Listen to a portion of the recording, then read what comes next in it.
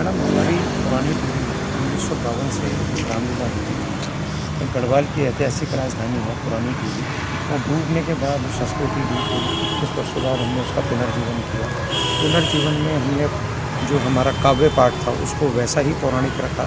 उसके साथ नई टेक्नोलॉजी हमने लेज़र और डिजिटल लाइव टेलीकास्ट जोड़ी तो लोगों ने सराहा और हम खुद मतलब आश्चर्यजनक थे। 2024 में 55 लाख से ज़्यादा दर्शकों तक हम पहुंच पाए, जो उत्तराखंड और शायद उत्तर भारत में कई जगह का एक अपने आप में रिकॉर्ड बना। इस बार हमारी समिति ने फैसला किया है हम कि हमारी पौराणिक रामलीला प्लस मेला प्लस रावण दहन प्लस एक भव्य कलश यात्रा, इसको एक भव्य रामलीला महोत्सव के रूप में हम कर रहे हैं।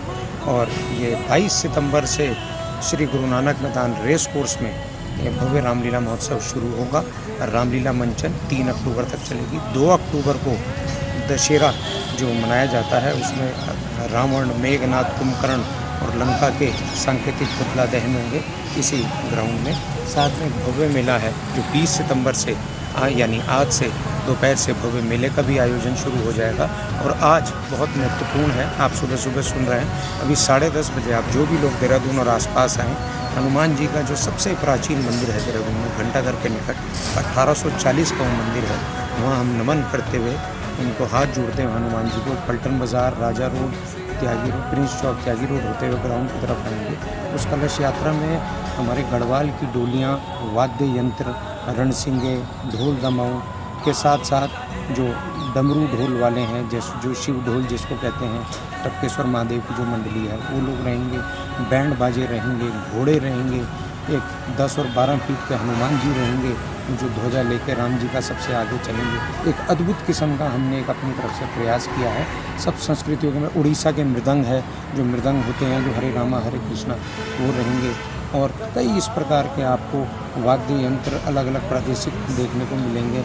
मातृशक्ति रहेंगी और सांकेतिक हम उसको कलश यात्रा को कलश लेके ग्राउंड की तरफ हमारे चलेंगे वहाँ से, और भगवान राम का फिर यहाँ पूजन करके वो कलश स्थापित कर दिए जाएंगे। जिस प्रकार से जब ये हमारा हवन और अनुष्ठान है, इस अनुष्ठान में आप सबका स्वागत है।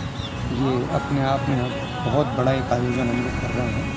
और हम क्या कर रहे हैं, भगवान राम हमसे आयोजन करा रहे हैं और इस आयोजन में आप सबका स्वागत है।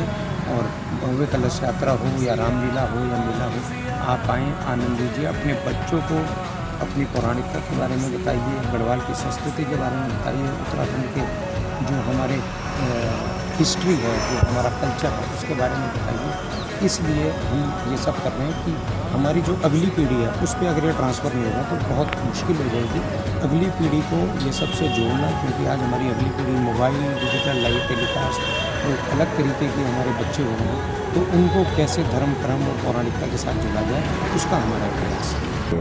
राम जी के बारे में तो बोलने का हमारे पास में इतना ज्ञान है, न कोई अधिकार है। हम तो एक सेवक हैं, सेवक के रूप में काम कर रहे हैं। उस सेवक के रूप में काम करने के बाद हम ये कह सकते हैं कि बचपन में थे, छोटे थे, रामलीला देखते थे, एक अलग सी अनुभूति होती थी, एक अलग सा, अभी भी आप बात कर रहे हैं तो एक रोमांच सा कहीं या एक भावुकता कहीं वो रहती है। तो उस चीज़ को वो हमारी कहीं खो सी गई थी। हम लोग भी अपने जीवन में लगे हुए थे, सब कोई ना कोई कहीं काम कर रहे थे, तो उसको सब हमने रिवाइव करने का एक प्रयास किया है। वो प्रयास हमारे लोगों को और जनता में लगभग 55 लाख लोगों ने देखा है, सराहा है। इस बार हमारा प्रयास ये रहेगा कि हम 75 लाख से ज़्यादा लोगों तक भगवान राम का नाम, मंचन, दर्शन किसी भी सूक्ष्म रूप में भी पहुँचा सकें। तो एक हमारा भगवान राम और हनुमान जी को एक हमारी तरफ से नमन है। इस वक्त कार्यक्रम नमस्कार के मंच में तमाम व्यक्ति सुन रहे हैं, देहरादून के युवा भी आपको सुन रहे हैं, उन सभी को आप क्या कहेंगे? देखिए युवा, आप हमारे देहरादून उत्तराखंड नहीं अपितु भविष्य इस देश का है। आपकी भागीदारी हर जगह समाज की, अभी मैं देख रहा था आपदा आई देहरादून में, सब युवा लगे हुए थे, हम लोग भी अपने अपने जहाँ जहाँ जा पाए लगे हुए थे। आप एक अच्छी राह पकड़िए, नशे से दूर रहिए, भगवान राम और इस तरीके के धार्मिक आयोजनों में आप जिस भी आप जाति के हों, जिस भी धर्म के हों, भगवान राम ने सबको साथ जोड़ने का एक काम किया है। हमारी जो रामलीला है उसमें मुसलमान भी होते हैं, उसमें ईसाई भी होते हैं, गुरु नानक मैदान में हो रही है, उसमें सिख भी होते हैं। तो ये सब धर्म की ये प्रथा है। इसी प्रकार आप भी सबको साथ जोड़ के आगे लेके बढ़िए और नशे से दूर रहिए और अपने संस्कृति को, कला को बचाने का प्रयास कीजिए। आप सबसे यही मेरा कहना है। जो हमारे देहरादून के जो आसपास के हैं, आप अपने अपने बहुत अच्छा काम कर रहे हैं सर। आप अपने दोस्तों को, साथियों को, माता पिता के साथ, बच्चों के साथ जरूर इस रामलीला मंचन में आइए। देखिए कैसे भगवान राम की लीला थी। जिसने रामलीला नहीं देखी है उसको राम जी, सीता जी, हनुमान जी, रावण, मेघनाथ ये सब मेन लोगों के बारे में पता है। पर मंथरा ने क्या किया है, कैकेयी ने क्या किया है, सुमंत का क्या रोल था, सुसैन वैद के क्या रोल था, उनका रामलीला हर एक दिन, हर एक मंचन, हर एक शॉट, हर एक सीन एक नई कथा, एक नई कहानी सिखाती है।